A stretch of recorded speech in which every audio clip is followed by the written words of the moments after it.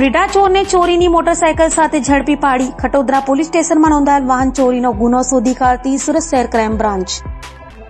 સુરત શહેર વિસ્તારમાં કોઈ અનિચ્છનીય બનાવ ન બને તે હેતુથી ચોરીના બનતા બનાવો અટકાવવા માટે તેમજ મિલકત સંબંધિત વણશોધાયેલ ગુનાઓ શોધી કાઢવા સુરત શહેર ક્રાઇમની અલગ અલગ ટીમો વર્કઆઉટમાં હતા. દરમિયાન નાસ્તા ફરતા સ્ક્વોડના પોલીસ માણસોને મળેલ આધારભૂત બાતમી હકીકત આધારે બાટલીબોય પાંડેસરા જીઆઈડીસી નજીકથી આરોપી નીતિન ઉર્ફે માંજરો ઉર્ફે લંગડો ઉર્ફે રોમિયો અશોકભાઈ જાદવ ઉંમર 32 ધંધો રિક્ષા ડ્રાઇવિંગ રહે મકાન નંબર 11186 રુદરપુરા કાદરસાની નાળ સબ્બીર આમલેટની ગલીમાં સુરત શહેરને ઝડપી પાડેલ છે.